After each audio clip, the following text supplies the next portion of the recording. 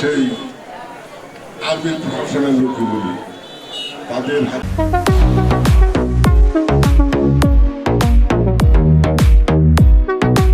ময়মনসিংহের ত্রিশাল উপজেলার দানিখোলা ইউনিয়ন বিএনপির চেয়ারপারসন ও সাবেক প্রধানমন্ত্রী বেগম খালেদা জিয়ার দ্রুত সুস্থতা ও দীর্ঘায়ু কামনায় দোয়া মাহফিল অনুষ্ঠিত হয়েছে। ২রা ডিসেম্বর মঙ্গলবার দানিখোলা ইউনিয়ন বিএনপি ও অঙ্গ সহযোগী সংগঠনের যৌথ উদ্যোগে দানিখোলা বাজারে এই দোয়া মাহফিল আয়োজন করা হয়। দানিখোলা ইউনিয়ন বিএনপির সাবেক সভাপতি ওয়ালিদ বিন খসরু এর সভাপতিত্বে ও সিনিয়র যুগ্ম আহ্বায়ক জহিরুল ইসলাম মুকুল মাস্টারের সঞ্চালনায় উক্ত দোয়া মাহফিলে প্রধান অতিথি হিসেবে উপস্থিত ছিলেন ময়মনসিংহ দক্ষিণ জেলা বিএনপির অন্যতম সদস্য ত্রিশাল উপজেলা পরিষদের সাবেক চেয়ারম্যান আলহাজ জয়নুল আবেদিন। বিশেষ অতিথি হিসেবে উপস্থিত ছিলেন সাখোয়া ইউনিয়ন বিএনপির সাবেক সভাপতি গোলাম মাহবুব ইয়াহিয়া, বৈলর ইউনিয়ন বিএনপির সাবেক সাধারণ সম্পাদক ইলিয়াস আহমেদ, যুবনেতা জামাল হোসেন ইসলাম। অনুষ্ঠানে স্থানীয় বিএনপি নেতাকর্মী, যুবদল, স্বেচ্ছাসেবক দল সহ অঙ্গ ও সহযোগী সংগঠনের বিপুল সংখ্যক নেতাকর্মী উপস্থিত ছিলেন। তারা বেগম খালেদা জিয়ার শারীরিক সুস্থতা, দীর্ঘায়ু এবং দেশের সার্বিক শান্তি ও মঙ্গল কামনা করে